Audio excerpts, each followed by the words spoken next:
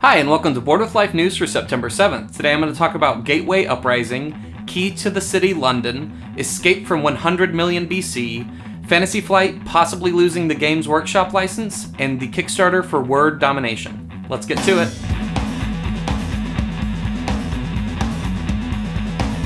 Hey, I'm Chris. Welcome to Board with Life News. As you can tell, I'm back. I'm very happy to be back. I'm sorry that I missed all of last month. That was half unexpected. It was a combination of being at Gen Con and various cons, going on a vacation myself, and then I had technical difficulties twice last month. So that was not expected. I'm sorry that that was not announced that I was going to be gone. But obviously I'm back now, and we will be back to having weekly news every Wednesday. Make sure you subscribe so you can keep track of that.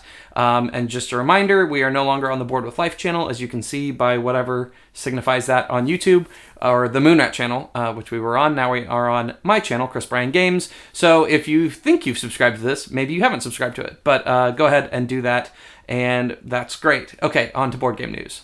Gateway Uprising is a new game announced from CMON Limited, CMON Limited. I don't know. It's the new Cool Mini or Not rebrand. I don't know if it's pronounced Come On or CMON or what. Either way, it's kind of a weird name. I get why they did it, but still weird. This is a deck building area control game coming out of the first quarter of 2017.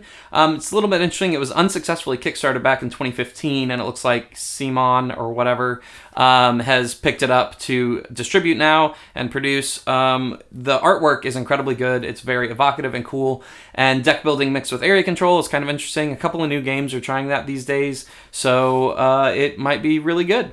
Key to the City London is a new game coming out by Richard Brees, who did Keyflower and the whole Key trilogy that's now 4 or 5 games. A whole bunch of those. He's been a designer for a long time. I'm a big fan of his, so I'm excited about this.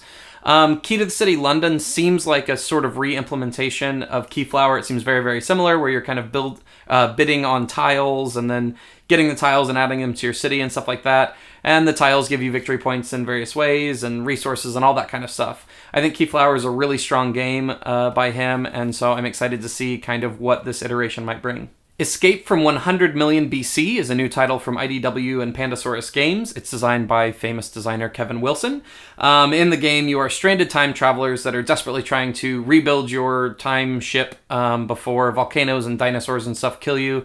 But you also have to go back through and find all these historical figures that got caught up in the wake of your time ship when you were going to rescue them as well. So it sounds like a fun, kind of unique theme. The artwork is nice and evocative of that theme. So yeah, excited to see what Kevin Wilson has in store with that one. The big news of this week is there's been some pretty clear speculation that Fantasy Flight Games might be losing the Games Workshop license, or actually might have already lost the Games Workshop license. Back a couple months ago at the licensing trade show, which is a trade show where companies, all sorts of things, get together for licensing, so you could pick up, the licensing to the Goonies or whatever.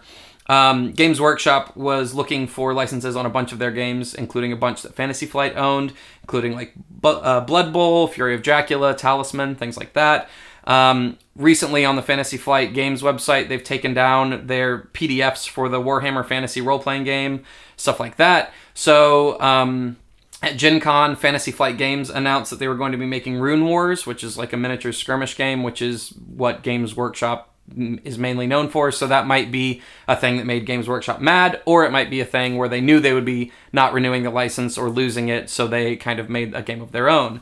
But, Forbidden Stars came out this year, and that game was very well liked, and that is a Games Workshop licensed game that Fantasy Flight made, so if you're a big fan of that, it might not be getting support.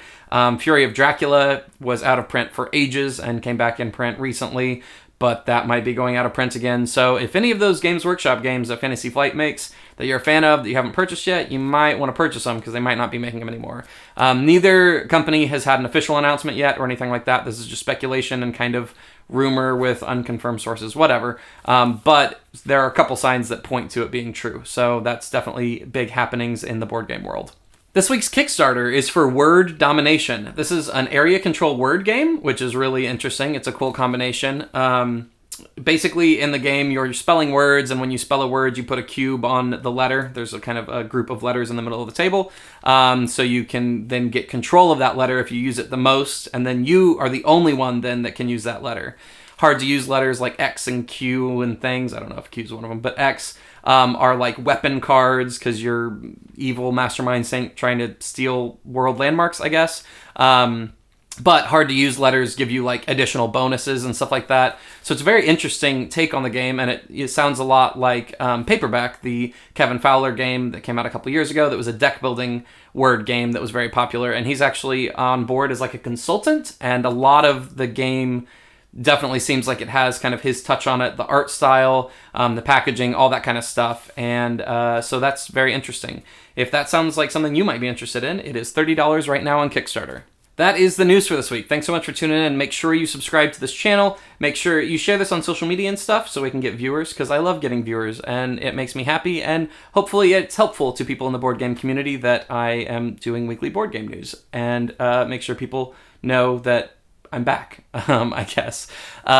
Make sure you like and follow me on social medias. I'm at Chris Bryan Games on Instagram and Twitter and all that good stuff.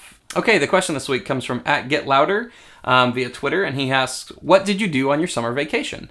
I actually took an amazing trip to California where I rode a train for 30 hours from San Antonio, Texas to California, and we went to Los Angeles and spent a couple days there, my wife and I, and saw a bunch of friends that I have out in LA, and that was great. And then we rented a car and drove up Highway 1 to San Francisco, and I got to see some more friends that we have out there and hang out there. So I think we were gone for like 10 days or something like that. And it was absolutely awesome, incredible trip. I only got to go to one board game store in San Francisco or LA. I don't even remember.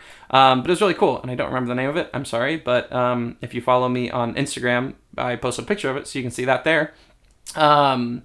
And I didn't get to meet up for board games and stuff. We didn't have enough time, but I would have loved to have done that. So next time I'm out there, I will definitely do that. And thanks to everyone that gave me suggestions for places to eat and things to see and stuff on social media. That was much appreciated. Yeah, so now I think I'm going to stay home for a little while because it was a lot. But it was an absolutely great trip. And I would highly recommend that if you do take a train for 30 hours from Texas to California, make sure you do it at the beginning of your trip. Because then you get the cool view of, like, Texas is mostly just flat dirt, and then it's like, oh, beautiful mountains, oh, cool, all this stuff, because had we done it on the second half, after doing Highway 1, which is one of the most beautiful things in the whole world, then our trip back, A, would have taken 30 hours, and B, would have been like, oh, cool mountains, oh, just flat, this is just dirt, we live in a dirt town, it's just all dirt, there's nothing here. So I'm glad we did that on the front end. So thanks for your question, and thanks for tuning in, and I will see you next week.